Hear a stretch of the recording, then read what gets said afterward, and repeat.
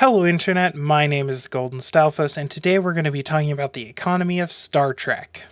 First of all, let me apologize to anyone who clicked on this video as a Trekkie. It isn't really about the show, it's mostly just about what we can learn about the economic model. This is a follow-up to two previous videos I did explaining why capitalism is awful, which doesn't really need much explanation, and also addressing the two most common alternatives, socialism and communism. Socialism being a slight upgrade from capitalism that ultimately doesn't fix anywhere near the number of problems that I would like it to fix, and communism being a system that actually does fix all of the problems with capitalism, except it creates a bunch of new problems because it throws out other things that aren't necessarily the problem. Communism is kind of defined as not having a state, and while I do believe that states as they are currently conceived are kind of pointless, like national borders decide who lives and who dies and who pays what taxes and what kind of money you use, that's so stupid, so dumb. But the idea of a governing body that manages resources and can push people towards doing important things that they otherwise might not do, like space travel, is a really good idea, and I don't think it's something that should just be completely abandoned. I think it needs to be managed much better. It needs to be organized from the ground up with systems in place that keep it from being destructive or corruptive in any way. But ultimately humans can do a lot more in big groups than they can in small groups, and so the more we can organize into big groups, the more we can accomplish. As long as we make sure that organization isn't horribly fucked up like a lot of current organizations are, I don't see a problem with that.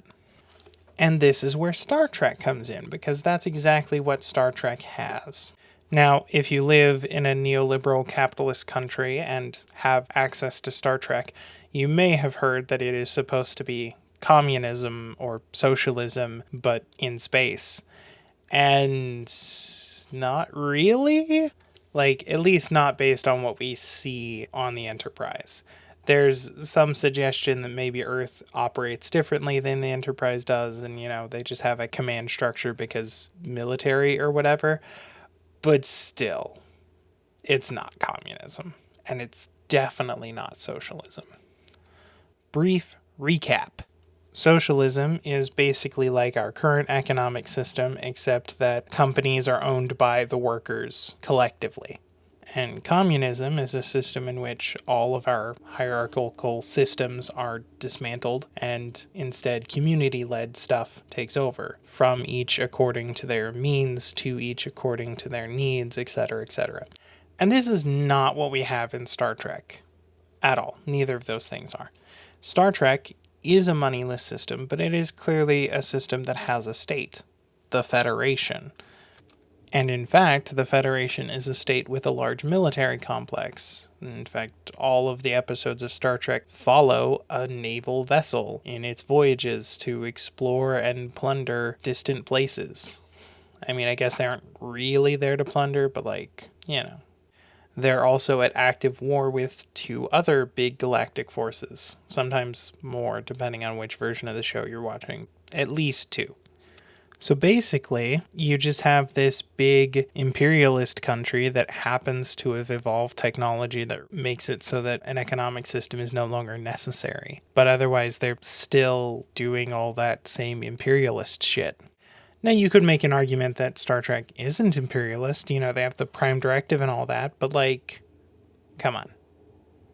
They never follow that. The only time they ever mention the Prime Directive is when they're about to break it. And quite frankly, if they were at all altruistic, they would take all of these undiscovered planets under their wing, because there are other forces in the galaxy that aren't as altruistic as the Federation pretends to be. I can understand if they don't think the Klingon or the Romulans are going to find this random backwater planet and do something bad to it, although they frequently do.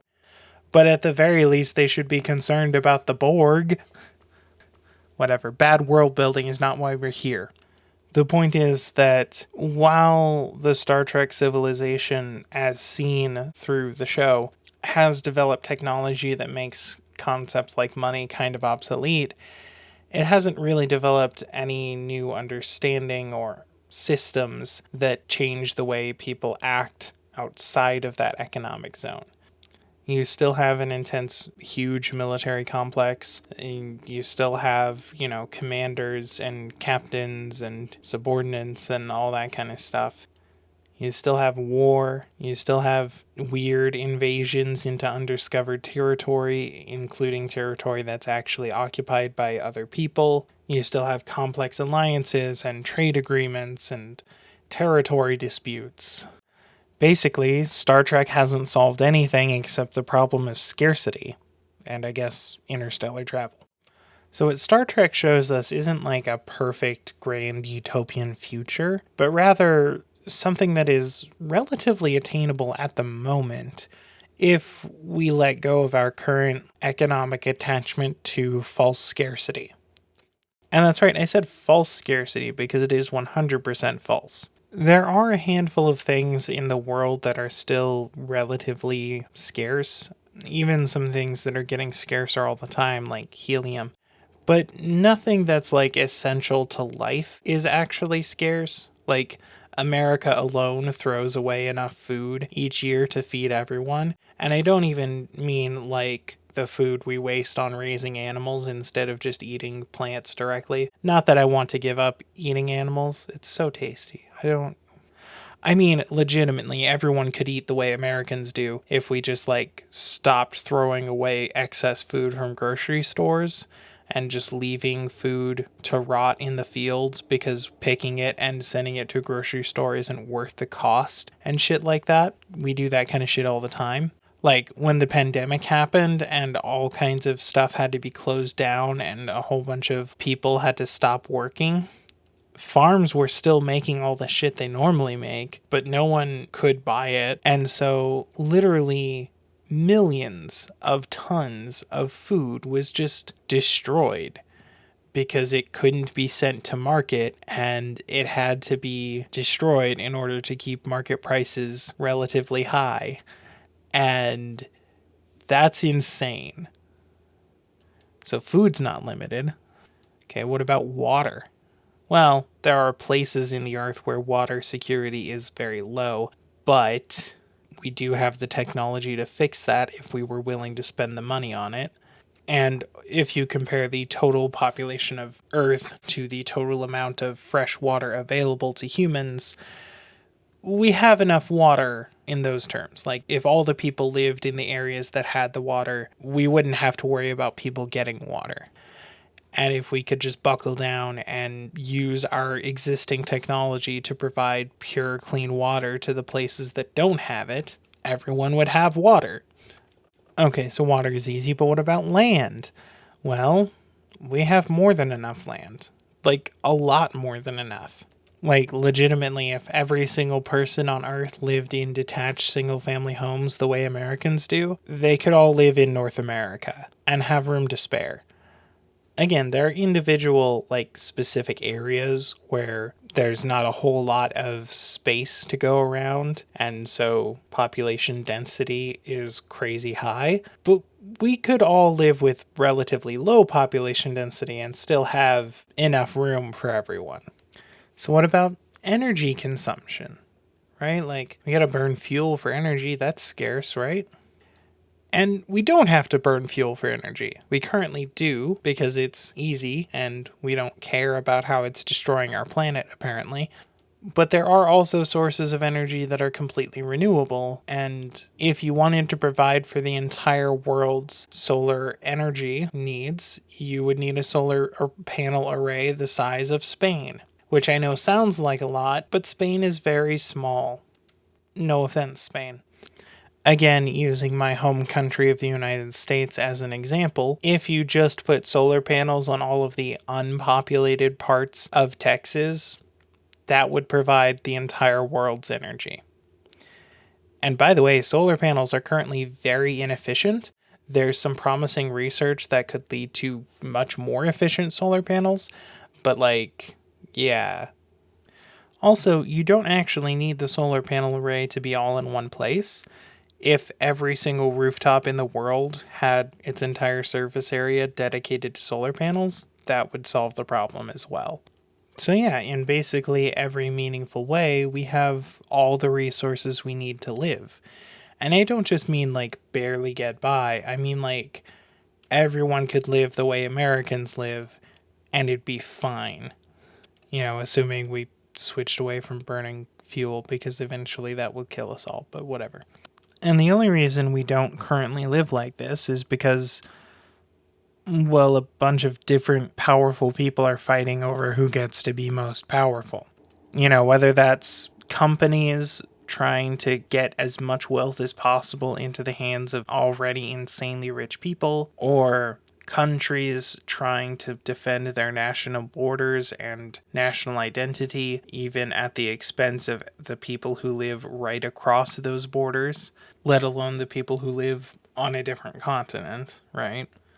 The simple fact is that a bunch of selfish, greedy shitheads are hoarding as much as they can and doing everything they can to keep everyone away from their stuff, and it's working, and it sucks. And I, for one, would like them to stop, please. Please stop. In Star Trek, they were able to get rid of money and unite the whole world under the Federation because they created this magical new technology called a replicator that can just create matter, which isn't possible. And thus, no more scarcity, no more reason to fight over scarce resources. But here's the thing, you don't need fictional technology to solve scarcity. We've already solved it. We already have more than we can use and throw away what we can't use to keep prices high. No, I'm not kidding. That literally happens. Every day. All day. Shit that is valuable and useful and took time and effort to produce is destroyed and thrown into landfills because otherwise we can't keep prices high and profit margins will suffer. That's capitalism. That's why we hate it. That's why it sucks. So while Star Trek may not be a brilliant, perfect utopia because that would make for boring television, it is at least a meaningful step in the right direction, and it shows us a sort of model of what our world could look like right now if we just stopped creating artificial scarcity and started making sure that everyone has what they need. And while even fully adopting their system would still leave us with a lot of problems and a lot of growing pains, it would be a huge step up from where we are. So maybe give it some thought. Thank you all for watching. I'll see you in the next live. Laters. Alright, thank you guys for watching that video. Be sure to like, comment, subscribe, all that dumb YouTube stuff. Follow me on all my other social media stuff. I got Twitter, Facebook, Twitch, and I have a Patreon, if and only if you have money to burn. And if you do have money to burn, maybe consider donating to an actual charity instead. There are always a few linked in my description, just in case. I mean, I do appreciate it, but there's probably people who can use it more than me. Me and my girlfriend play video games she's never played before on twitch.tv/thegoldenstylphos every Saturday, sometime after 6 p.m. US Mountain Time. And also I sometimes use that channel to do challenge runs and game creation tutorials. So if you're into any of that, please check that out. Also, if you check out our streams and you like the performance that my girlfriend puts on, she streams by herself on her own channel called Awesome Possum Pie. And be sure to leave positive comments down below for my girlfriend who volunteered to edit my videos for free because she's awesome. And yeah, thanks so much for all of your support. And thanks again for watching.